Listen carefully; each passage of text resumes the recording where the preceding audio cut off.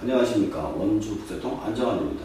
저번 시간에 이어서 이번에는 저널리스트에 관해서 말씀을 드리도록 하겠습니다. 들어가기 전에 그 4단계를 다시 한번 설명을 드리도록 하겠습니다. 저는 독자의 단계를 4단계로 바꿨다고 말씀을 드렸습니다.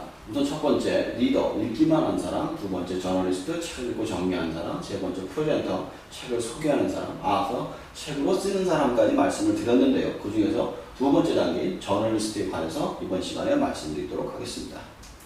자, 그러면 저널리스트의 특징에 대해서 먼저 알아보도록 합시다. 첫 번째로 읽은 책의 내용을 정리한 사람이라고 말씀을 드렸고요. 그리고 정리를 통해서 내용을 이해, 암기가 굉장히 쉽습니다.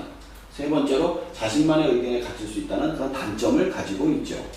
자, 그러면 저널리스트는 어떤 사람인지 조금 더 깊게 들어가서 한번 생각을 해보도록 합시다.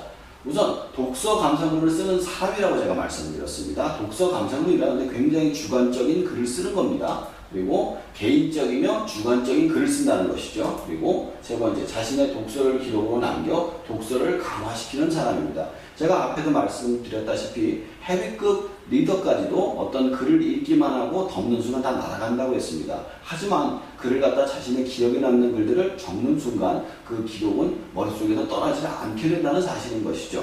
자, 그리고 저널리스트도 세 종류로 나눴습니다. 첫 번째, 라이트급 저널리스트. 일단 쓰는 게 중요합니다. 예를 들어 마시멜로 이야기를 봤다고 생각을 해보세요. 마시멜로 이야기를 읽은 사람마다 하는 얘기가 마시멜로 실험밖에 기억을 못하세요. 하지만 마시멜로 이야기를 쓴 사람은 원래 이게 백만장자가 자신의 운전기사한테 마시멜로 이야기를 해주면서 어떻게 해야 돈을 벌 수 있고 세상을 성공할 수 있다라는 이야기를 해준다는 것을 기억하고 있죠. 자, 그리고 미들급 저널리스트는 내용을 정리를 중점적으로 하는데요.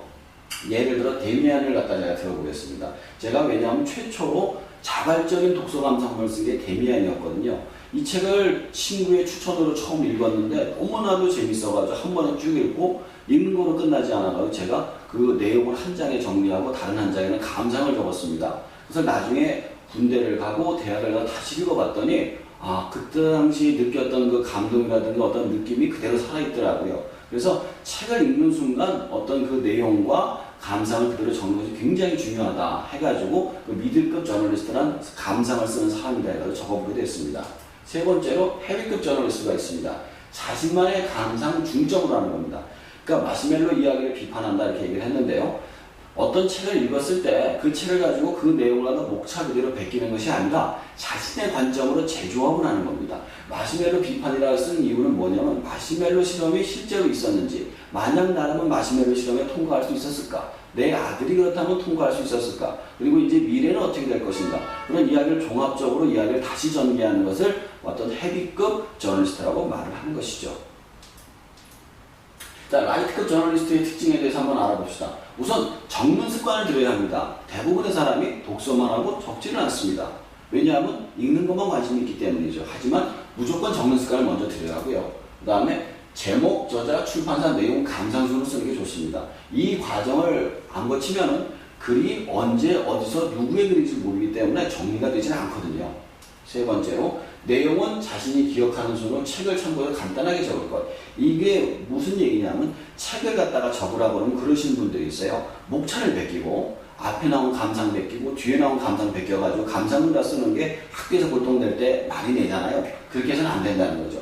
내용을 읽고 자기가 기억나는 순으로 쭉 적는 것이 중요한 이유는 바로 책을 읽는 독서란 굉장히 주관적인 활동이고 이 저널리스트 역시 자신의 주관적인 활동이기 때문에 자신의 눈으로 본 그 주관을 적는 것이 가장 중요하기 때문입니다. 자, 그러면은 미들급 저널리스트에 대해서 한번 알아보도록 합시다. 우선 내용을 전체적으로 자세하게 정리할 필요가 있습니다. 그냥 앞에서 라이트급에서 생각난 대로 적었지만 미들급 같은 경우는 무슨 내용이 어떻게 나왔다는 전체적인 그림은 그려줘야 된다는 것이고요. 두 번째로는 자신의 정확한 내용과 개인적인 감상의 조화가 중요합니다. 그러니까 정확한 내용에 자신의 감상을 덧붙인 형태가 되어야 되지 섞여서는 좀 힘들다는 이야기입니다. 세 번째로는 자신의 감상이 3분의 1이나 2분의 1까지 될 것. 감상도 역시 많이 써야 된다는 겁니다. 내용도 써야 되지만 감상을 써야지 전체적인 맥락을 이해할 수 있고 그에 대한 감상일지 분류할 수가 있기 때문입니다.